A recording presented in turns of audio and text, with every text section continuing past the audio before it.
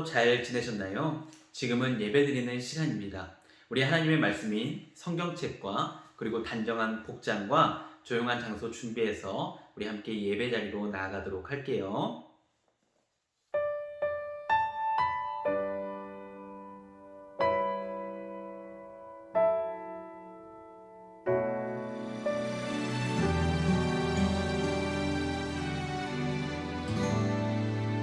계절은 흐르고 꽃은 피고 져도 시들지 않을 생명이 있네. 바랄 수 없었던 죄인인 나에게 생명의 주님 자신을 주셨네.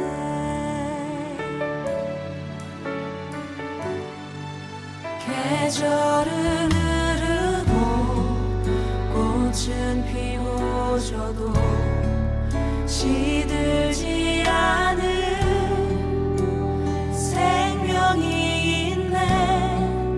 바랄 수 없었던 죄인인 나에게 생명의 주님 자신을 주셨네.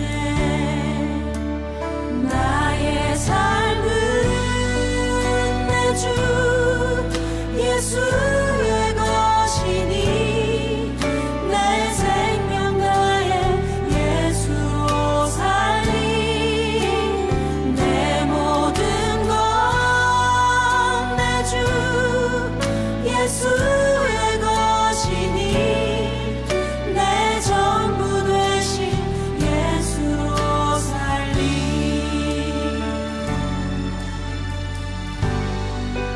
바람이 스치듯 삶은 지나가도 꺼지지 않은 소망이 있네. 그 길을 떠나서 헤매는 자들이 주를 찾도록 나 살길 원하네.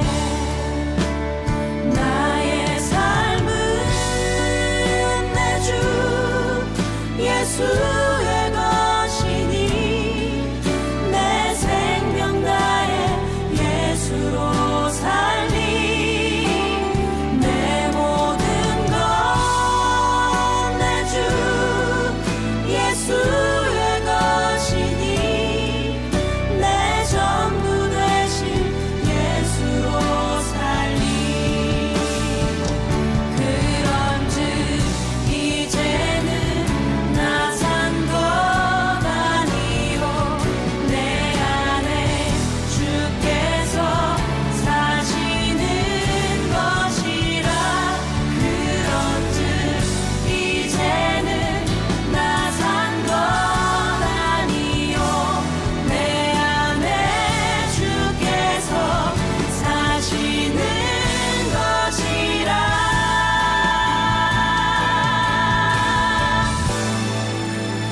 나의 삶은 내 주 예수의 것이니 내 생명 다해 예수로 살리. 내 모든 것 내 주 예수의 것이니 내 전부 되신 예수로 살리. 나의 삶은 내 주 예수의 것이니 내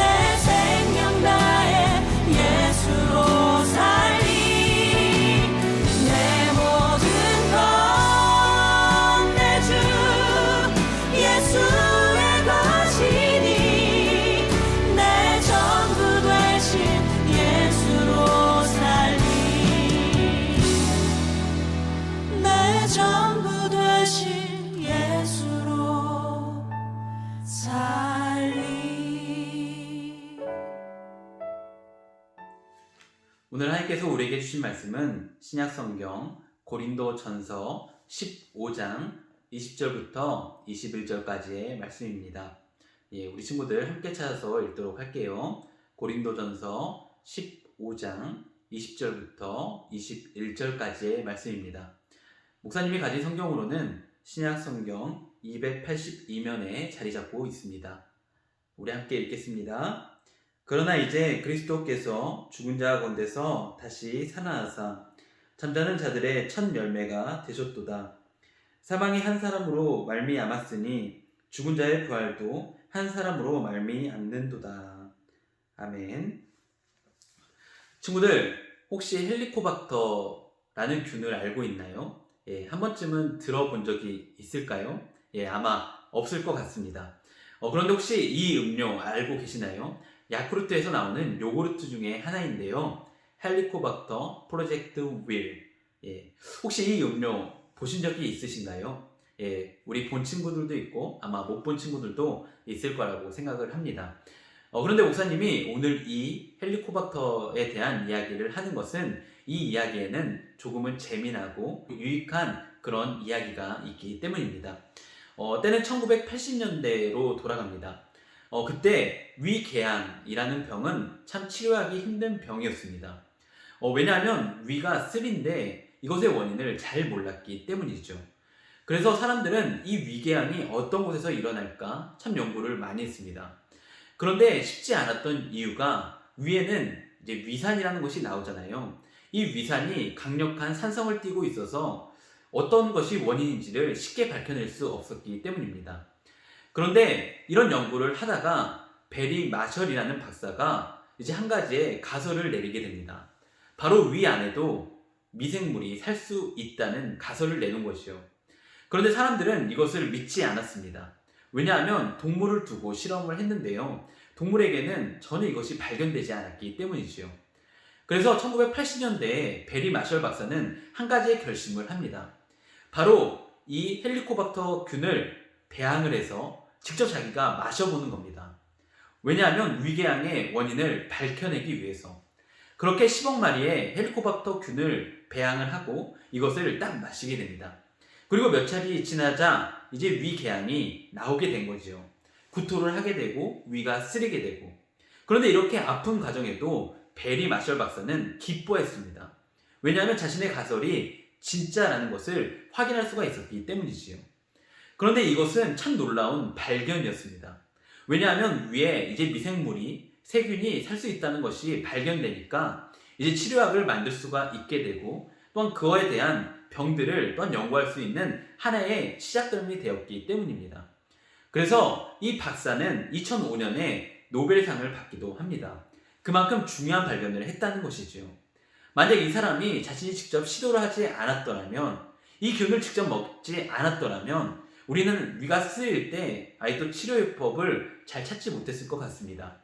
그런데 이 사람의 희생으로 우리는 이제 위가 쓰릴 때, 속이 쓰릴 때 약을 먹고 우리가 건강해질 수 있는 것이죠.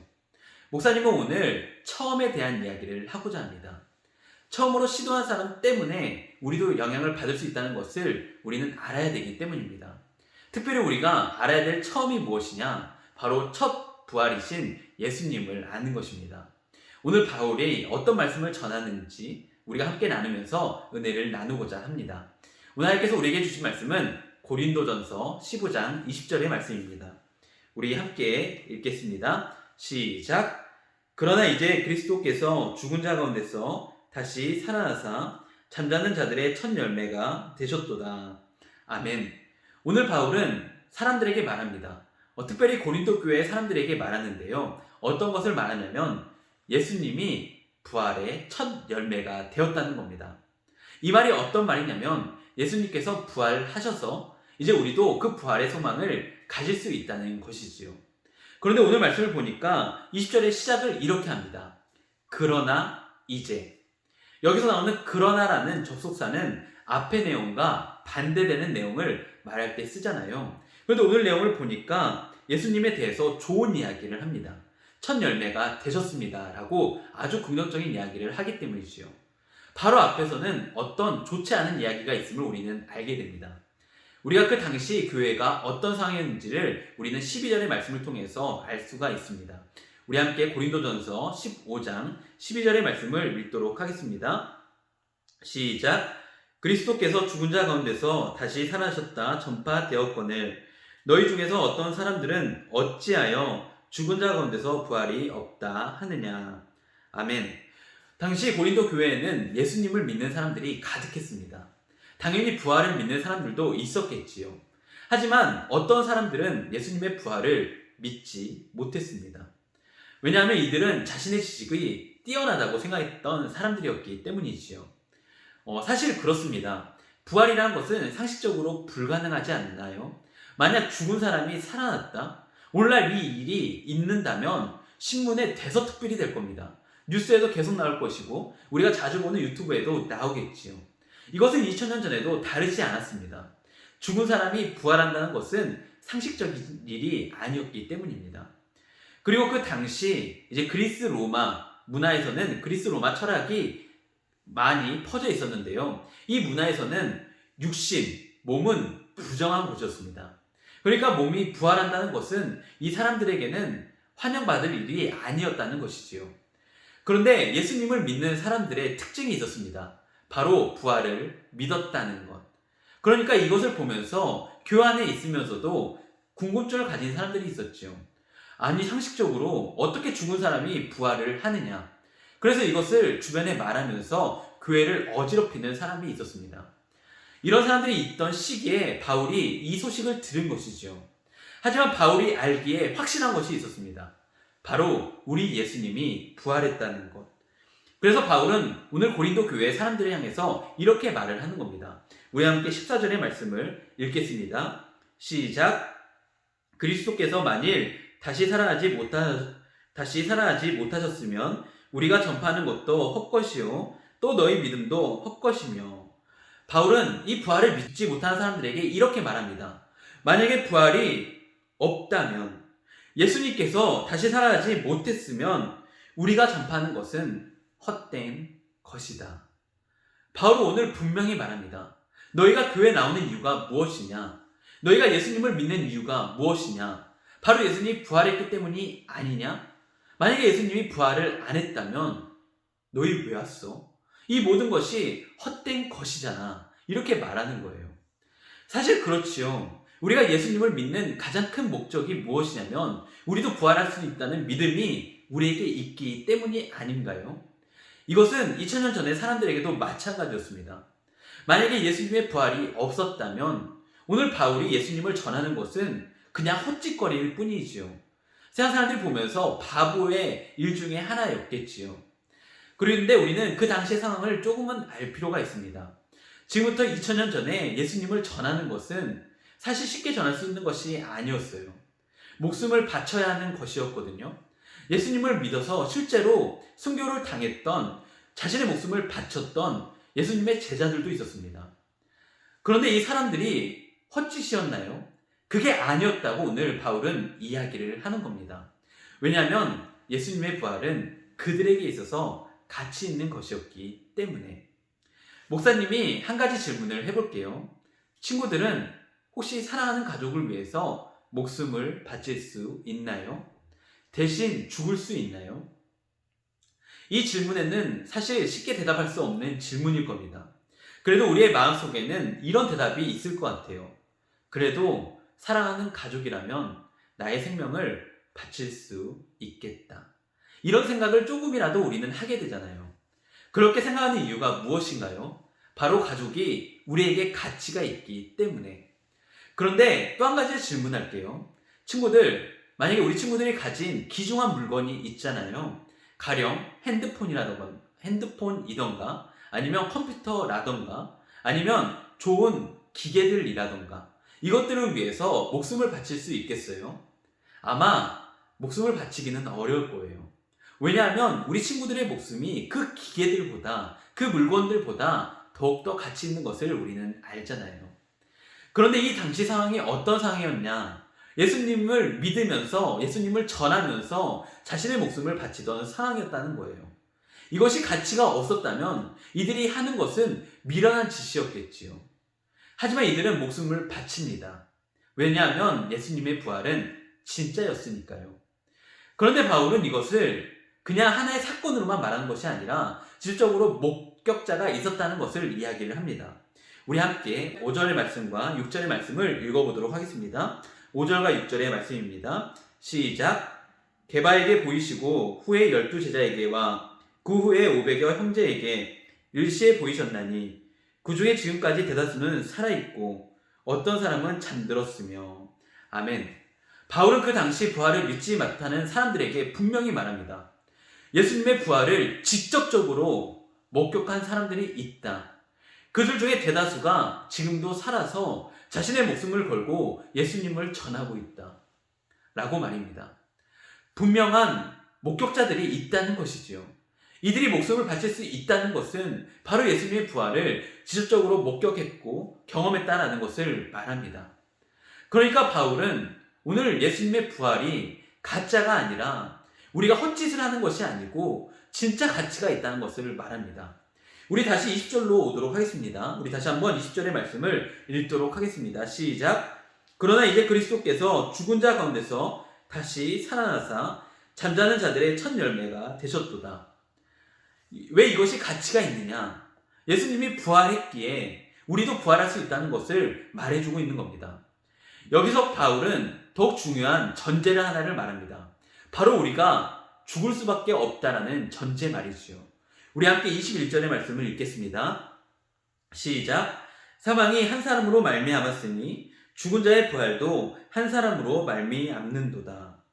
한 사람으로 우리는 죽음을 경험하게 되었습니다. 바로 첫째 사람이었던 아담이 하나님께 죄를 짓고 이제 죽음을 경험하게 되었지요.